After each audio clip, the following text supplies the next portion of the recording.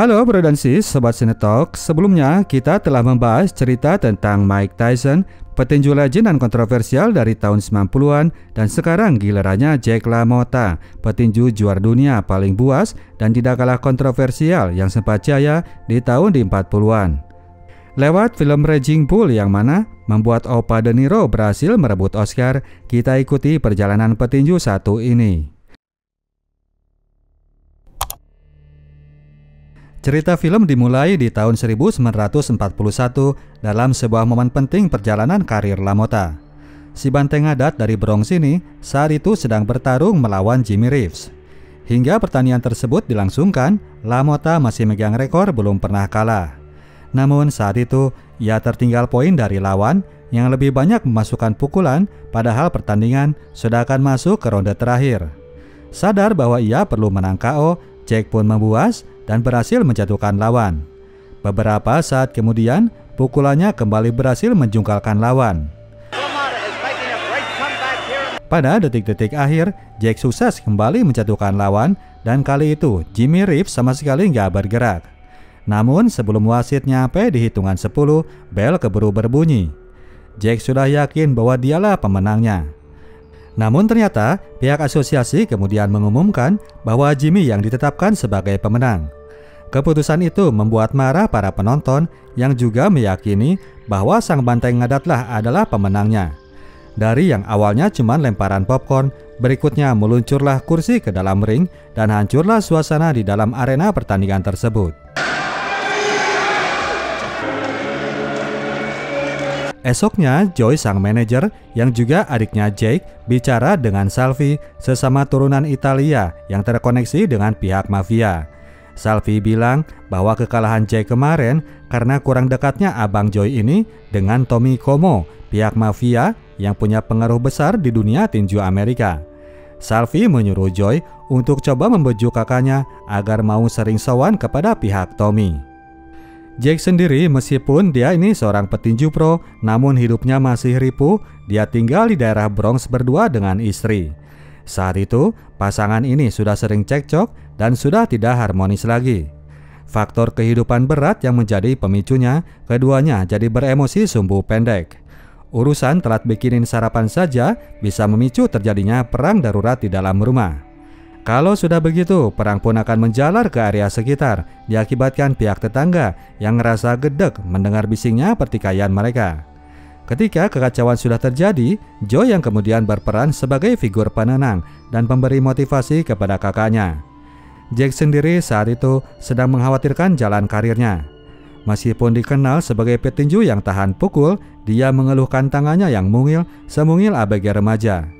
Jake khawatir jangan-jangan ia nggak akan pernah bisa bertanding melawan Sugar Ray Robinson, petinju Amerika terbaik saat itu, idolanya Muhammad Ali.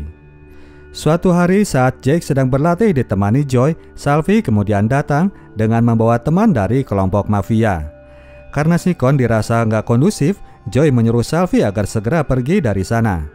Jake keburu melihat kehadiran mereka. Basa-basi bentar, lalu ia tumpahkan kekesalannya kepada Joy di atas ring. Adiknya ini yang bukan petinju pro, ia hajar dengan keras.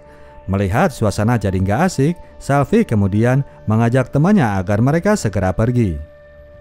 Jake selama itu menolak untuk terkoneksi dengan pihak mafia karena menurutnya mereka itu cuman begal yang kerjaannya malakin orang yang kerja keras seperti dirinya. Jake ingin berkarir secara independen dengan mengandalkan reputasinya sebagai seorang petinju yang handal. Beberapa waktu kemudian mereka pun bertemu lagi di lokasi kolam renang, satu-satunya tempat rekreasi warga Bronx saat itu. Bersama dengan kelompoknya Salvi, duduk seorang cewek yang menarik perhatian Jake. Nanya sama Joy, cewek itu namanya adalah Vicky dan Joy pun lagi usaha untuk menggaetnya, namun sampai saat itu ia masih selalu gagal. Ternyata meskipun gaul, namun cewek yang baru berumur 15 tahun ini rupanya nggak gampangan. Mendengar hal itu, Jake pun jadi tertantang dan makin gemes juga ketika melihat Vicky jemuran di pinggir kolam seperti seorang model majalah dewasa. Jake yang pernikahannya makin hancur akhirnya minta Joy untuk mengenalkannya kepada Vicky. Malam weekend itu, Joy pun mengajak abangnya untuk hangout ke bar sekitaran rumah. Joy bilang bahwa si Vicky pun sering nangkring di tempat sana. Masuk ke bar tersebut, Jake memang melihatnya ada bersama para bestie. Mereka datang ke sana, rupanya diajak oleh Salvi. Tidak lama setelah itu, Salvi ngajak para cewek untuk keluar dari dalam bar. Jake yang penasaran kemudian melakukan pengintaian. Ternyata anggota mafia itu memboyong para cewek untuk pindah ke lain tempat. Merasa bahwa dia harus gerak cepat, esok harinya Joy pun ia suruh untuk mengenalkannya langsung dengan Vicky. Jake datang dengan setelan perlente dan mobil yang baru ia cuci bersih biar nggak kalah dengan Salvi. Setelah dikenalkan, Jake pun mencoba untuk gercep, ia langsung ngajak Vicky untuk ngetes mobilnya ini. Vicky ternyata nggak menolak, apalagi ketika ia dikasih tahu bahwa Jake adalah seorang petinju calon juara. Singkat kata, keduanya pun langsung dekat, tidak mempedulikan pautan umur yang berjarak lumayan jauh. Singkat kata pula, Jake pun mulai mengakhiri hubungannya dengan istri lama dan memulai lembaran baru dengan cewek di bawah umur ini. Maju ke tahun 1943, Jake akhirnya mendapatkan kesempatan untuk bertarung melawan Sugar Ray Robinson. Kedua petarung ini punya gaya yang berbeda. LaMotta si banteng slugger seperti Mike Tyson dan Robinson seorang dancer dengan kaki yang lincah seperti seorang Muhammad Ali. Di ronde ketujuh itu, Jake mulai berhasil setor banyak pukulan ke badan lawannya. Petinju yang buas ini mulai berada di atas angin. Di ronde yang ke-8, Jake yang makin panas akhirnya berhasil menjatuhkan Robinson. Knockdown pertama yang pernah dialami oleh petinju legend ini. Demikian kondisi pertarungan itu berlangsung hingga ronde terakhir di ronde ke-10. Jake berhasil mengendalikan pertarungan itu. Jake LaMotta akhirnya dinyatakan sebagai pemenang pada pertandingan tersebut. Robinson versus LaMotta Part 2 dilangsungkan cuma selang 3 minggu saja dari pertarungan pertamanya, demikian juga dengan partai ketiganya. Pertarungan antar keduanya kemudian akan menjadi seri rivalitas paling epik dalam sejarah tinju dunia. Di partai yang ketiga itu, pertandingan sudah masuk ke ronde 7. Seperti biasa, Robinson unggul dalam pengumpulan poin. Seperti biasa pula, Jake pun mulai ngegas dan kembali si banteng asal Bronx ini berhasil membuat Robinson mencium kanvas. Knockdown yang kedua sepanjang karir Sugar Ray Robinson. Namun demikian, pada akhirnya dia berhasil bertahan hingga pertarungan berakhir. Skor dari juri pun kemudian diumumkan dan kembali Sugar Ray Robinson dinyatakan menang angka mutlak atas Jake LaMotta. Terang saja pihak LaMotta pun jadi kecewa berat. Joy menduga bahwa Jake sengaja dibikin kalah dengan alasan karena keputusannya yang telah menerima perintah wajib militer. Jake yang sama-sama merasa getir tetap menerima konsekuensi atas jalan yang ia pilih untuk menjadi petarung yang independen. Selepas masa perang di pertengahan tahun 1945, Jake pun akhirnya menikahi Vicky dan memulai karirnya di dunia tinju dengan melakukan serangkaian pertandingan. Jake mulai meniti tangga agar bisa maju menjadi penantang juara. Joy menyusul Jake melangsungkan pernikahan di tahun berikutnya, di tahun 1946.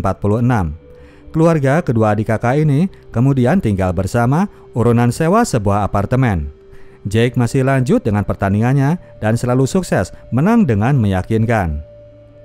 Suatu waktu karena sudah kehabisan lawan, Joy ngedil pertandingan Jake berikut melawan Tony Janiro, petinju muda yang sedang naik daun. Namun yang jadi masalah, Janiro ini berada di kelas yang lebih bawah yang kemudian membuat Jake merasa berat kalau harus menurunkan berat badan. Seperti biasa, kedua adik kakak itu pun berakhir saling adu bacot. Joy meyakinkan bahwa bagi Jake, pertandingan nanti adalah win-win solution. Kalau dia kalah, maka para petinju lain yang tadinya takut bakal mulai berani maju. Jake akan kembali mendapatkan pertandingannya.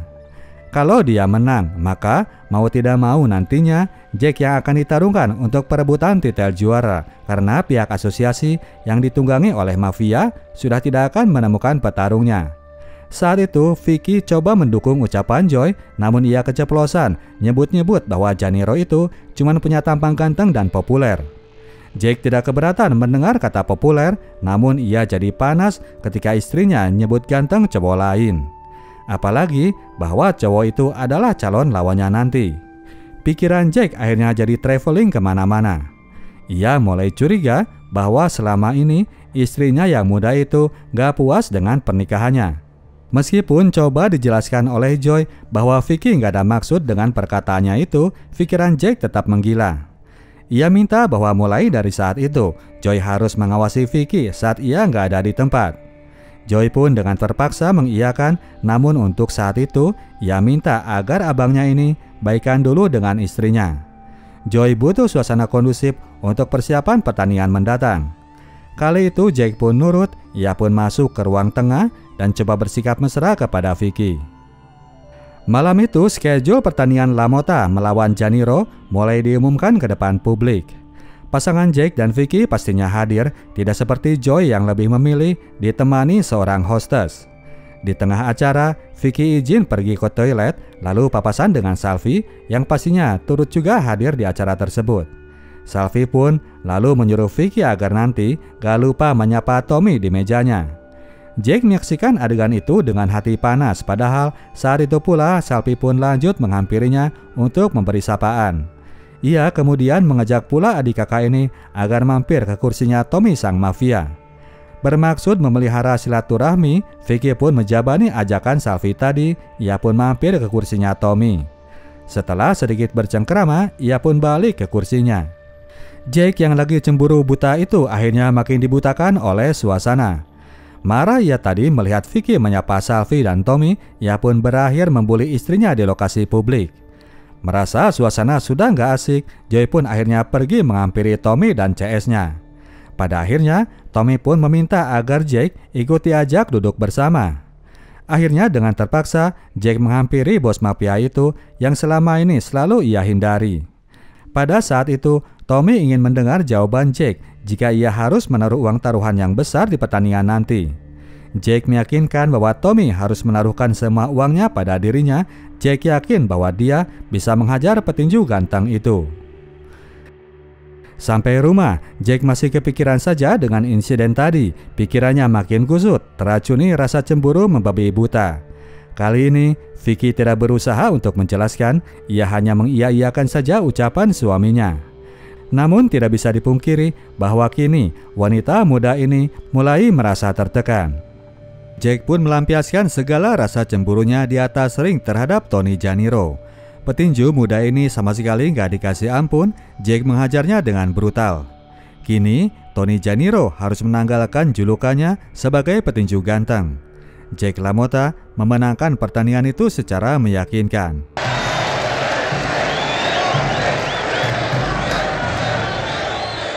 Suatu hari sementara Jake melakukan latihan di sasana, Joy berada di sebuah bar dan melihat kehadiran Vicky. Di sana, ia melihatnya duduk satu meja bersama Salvi. Joy kemudian menghampirinya dan mengajaknya bicara berdua. Ia menyuruh Vicky agar segera pulang saat itu juga. Sang adik ipar rupanya sudah capek ditekan dan dipaksa. Ia ingin menikmati malam itu dengan enjoy bersama teman lama, lalu menolak perintah Joy. Vicky balik ke mejanya, namun Joy yang bertindak atas nama baik dari kakaknya, ia menarik Vicky memaksanya agar segera pulang. Keributan pada akhirnya harus terjadi ketika Salvi berusaha memisahkan. Sementara Vicky akhirnya cabut, Joy dan Salvi terlibat keributan yang menghebohkan seisi ruangan. Adu jotos itu berlangsung sengit hingga berlanjut ke luaran, di mana Joy di sana menghajar temannya secara membabi buta. Tentu saja pada akhirnya pertikaian antar teman ini jadi perhatian Mr. Boss Tommy. Dua pemuda ini pun dipertemukan dan diminta agar segera baikan. Joy dan Salvi yang pada dasarnya memang temenan akhirnya mau saling memaafkan. Setelah itu, Salvi dipersilakan untuk cabut, sementara Tommy hendak lanjut dengan Joy. Mr. Tommy Como masih penasaran soal Jake yang masih saja enggan merapat. Kini Tommy sudah jadi gunjingan orang di sekitarnya. Dia dituding gak punya wibawa untuk bisa menarik petinju tersebut. Joy coba menjelaskan bahwa Jake ini tetap kekeh ingin bisa berprestasi dengan jalan sendiri. Pak Bos menimpali omongan itu. Dia titip pesan untuk Jake bahwa segahar apapun dia bisa menaklukkan Sugere Robinson atau Tony Janiro selama dia nggak merapat. Jake nggak akan pernah dapat kesempatan untuk tanding perebutan gelar. Setelah berunding dengan Jake, suatu hari Joy kemudian datang dengan sebuah kabar. Adiknya ini yang baru melakukan pertemuan lanjutan dengan Tommy mengabarkan bahwa pada akhirnya Jake akan diberikan kesempatan untuk pertandingan titel, namun dengan satu syarat. Jake harus melakukan sesuatu untuk mereka di pertandingan yang berikutnya. Pertandingan yang berikutnya itu adalah sebuah pertandingan melawan petinju yang bernama Billy Fox. Selesai pengumuman pertandingan tersebut, Jake didekati oleh seseorang dari pihak asosiasi tinju. Orang yang dipanggil dengan sebutan kolonel ini ngasih gambaran pasar taruhan bahwa kini Jake sedang berada dalam posisi underdogs. Pasar taruhan ternyata lebih memenangkan Billy. Jake mengerti dengan ucapan itu bahwa dia sedang diminta untuk mengalah. Pada saat tersebut, Jake masih menolak mengikuti kemauan Pak Kolonel. Pertandingan pun dilakukan. Jake LaMotta melawan Billy Fox dan sudah dihadiri oleh para kalangan mafia. Si Billy ini rupanya petinju yang katro. Dia terlalu takut untuk menghadapi Jake secara terbuka. Ia kebanyakan melakukan clinch. Jake yang pada saat itu sudah memutuskan untuk mengalah, akhirnya membiarkan Billy untuk terus mengajarnya. Namun karena nggak ada bakat drama, Jake yang dikenal tahan pukul itu tetap berdiri tegak, tidak melakukan diving seperti halnya pemain bola. Wasit akhirnya menghentikan pertandingan, namun penonton gak percaya dengan pertarungan tersebut. Mereka sudah bisa menduga bahwa pertandingan itu sudah diatur. Meskipun demikian, Jake akhirnya menyesali tindakannya tadi. Apalagi ketika pelatihnya pun ikut ngadat melihat penampilannya tersebut. Perkembangan selanjutnya, akibat tekanan dari publik demi menjaga wibawa institusi, mereka dari pihak asosiasi akhirnya menghukum Jake dengan dugaan menerima suap. Bagi Jake, insiden ini bagaikan sudah kesandung ketiban ember pula. Joy tetap menenangkan, dia yakin bahwa Tommy gak akan sampai melupakannya. Tommy memang tidak pernah melupakan Jake, namun sang petinju harus nunggu sampai 2 tahun sampai akhirnya dia mendapatkan kesempatan yang ia dambakan. Jake saat itu akan ditarungkan melawan Marcel Cerdan, juara dunia kelas menengah asal Prancis. Siang sebelum pertandingan, Jake bersama orang-orangnya berkumpul di sebuah kamar. Kemudian Jake mendapatkan kunjungan dari Tommy Como, sang mafia. Bapak senior ini ingin memberikan supportnya kepada sang petinju yang kini sudah mau melunak kepada pihaknya. Ketika Tommy hendak pamit, Vicky kemudian ikut menghampiri untuk sekalian ucap terima kasih kepadanya. Sehabis cipika-cipiki sebagai tanda sayang, mereka pun saling kecup bibir. Jake mulai panas lagi karenanya. Istrinya itu kemudian ia panggil masuk ke dalam kamar untuk ia marahi lalu ia tampar. Joy yang mencoba menghentikan tindakan KDRT itu malah ikutan kena damprat. Malamnya Jake pun menjalani pertarungan yang keras menghadapi sang juara dunia. Dari ronde ke ronde, adu pukulan tidak pernah berhenti di antara keduanya. Hingga akhirnya di ronde ke-9, Marcel sudah begitu kepayahan menerima pukulan dari si bantai ngadat. Masuk di ronde 10, sang juara ternyata sudah tidak sanggup lagi untuk berdiri. Pada akhirnya dia pun dinyatakan kalah TKO dan pertandingan pun dinyatakan dimenangkan oleh Jake LaMotta. Petinju kontroversial ini akhirnya mendapatkan gelar juaranya yang sudah sangat ia impikan. Beberapa bulan kemudian, pertarungan rematch seharusnya terjadi, namun urung dilakukan karena pesawat yang dinaiki oleh rombongan petinju asal Prancis ini mengalami kecelakaan udara saat terbang menuju Amerika. Semua penumpangnya meninggal dunia, termasuk itu Marcel Cerdan. Keberhasilan memenangkan gelar juara itu, kini kedua adik kakak ini sudah bisa beli rumah masing-masing. Suatu hari saat Joy hangout di rumah abangnya, ia kemudian mendapatkan sambutan dari Vicky yang baru balik dari luar. Momen kecil itu kembali menyulut rasa cemburu Jake. Dia keberatan kalau Joy adu bibir dengan istrinya. Argumen kecil itu kemudian menjalar pada masalah lain. Jake mulai mengungkit insiden dulu saat Joy menghajar Salvi di sebuah bar. Sampai saat itu, Joy tidak pernah bilang sama Jake bahwa pertengkaran tersebut terjadi karena masalah Vicky. Kini Jake yang sudah dapat bocoran dari luar mulai mengungkit masalah tersebut. Dia curiga jangan-jangan adiknya ini rebutan istrinya sama Salvi. Joy berusaha konsisten bahwa masalah itu nggak ada urusannya dengan Vicky. Joy terus mendesak sampai akhirnya ia mengeluarkan pertanyaan yang di luar batas. Jake bertanya apakah Joy pernah meniduri istrinya. Joy tentu saja kaget mendengar pertanyaan gila itu. Ia pun malas untuk menjawabnya. Jake menyimpulkan bahwa Joy ada dosa melihat sikapnya yang gak mau ngaku. Dia pun terus mendesak agar adiknya membuat pengakuan. Tidak mau ikutan bodoh dan gila, Joy tetap tidak menghiraukan permintaan kakaknya. Ia pun pergi pulang menuju rumah. Tidak mendapatkan jawaban dari Joy, Jake yang masih penasaran kemudian menghampiri istrinya. Dia mulai menginterogasi Vicky tentang kegiatannya tadi di luar rumah, lanjut dengan pertanyaan apakah dia pernah tidur dengan adiknya. Sama seperti Joy, Vicky pun gak mau meladeni serius pertanyaan ngaco seperti itu. Namun yang dilakukan wanita ini beda 180 derajat dengan yang tadi dilakukan oleh Joy. Alih-alih berdiam diri, Vicky malah sekalian bilang bahwa dia pernah tidur dengan Joy, pernah dengan Salvi, pernah juga dengan Tommy, dan juga dengan orang-orang gembel di pinggiran jalan. Jake yang lagi gak waras termakan dengan omongan itu. Dia pun langsung berjalan keluar untuk bergerak menuju rumah adiknya. Vicky membuntuti, dia mencium gelagat ketidakberesan. Jake saat itu datang ke rumah adiknya, lalu secara membabi buta, dia menghajar Joy di depan anak dan istrinya.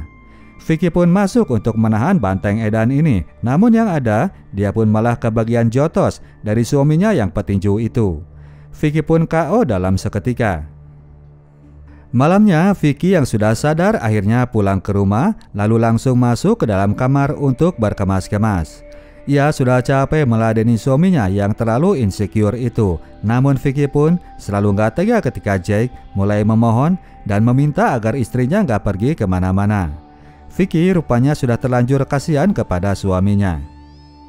Partai pertandingan dalam rangka mempertahankan gelar akhirnya dilangsungkan melawan Tiberio Mitri dan berikutnya melawan petinju yang juga asal Prancis, Laurent Dutoit. Dalam pertandingan yang mulai dilakukan sebanyak 15 ronde itu, Dutoit sukses mengumpulkan poin, namun di ronde 15 kembali sang banteng edan mulai mengamuk. Dia meluncurkan serangkaian pukulan yang sukses menjungkalkan lawannya dengan seketika. Laurent Dutoit bahkan tidak mampu bangkit hingga wasitnya menghitung sampai hitungan yang ke-13. Kali itu Jake bertanding dengan tidak didampingi lagi oleh Joy akibat dari insiden pemukulan kemarin. Keduanya bahkan sudah tidak bicara selama 1 bulan itu. Vicky coba membujuk agar Jake meminta maaf. Ia teleponkan nomor rumah adik iparnya itu, namun ternyata Jake gak sanggup bicara ketika ia sudah berada di ujung telepon. Pertarungan berikutnya adalah sebuah neraka bagi Jake LaMotta. Dia harus mempertahankan gelarnya yang berniat dirampok oleh Ray Robinson yang mantan juara di kelas welter. Pertandingan itu sendiri kemudian disebut sebagai Saint Valentine Day Massacre. Saking keras dan brutalnya pertarungan tersebut. Masuk di ronde ke-13, Jake yang sudah kepayahan akhirnya harus menerima banyak pukulan dari Robinson. Menyadari bahwa dirinya tidak lagi sanggup untuk melawan, ia pun menantang Robinson untuk menjatuhkan dirinya. Jake membiarkan Robinson menghujaninya dengan pukulan-pukulan yang mana baru berhenti ketika wasit menghentikannya. Sugere Robinson berhasil merebut gelar juara dunia di kelas menengah milik LaMotta. Namun demikian, masih ada satu hal yang sampai saat itu jadi bahan ledekan Jake kepada musuh bebuyutannya tersebut. Sampai partai yang ke-6 itu, Ray belum pernah sekalipun bisa menjatuhkannya. Selepas partai ke-6 melawan Sugere, Jake tidak pernah lagi menemukan peak performanya.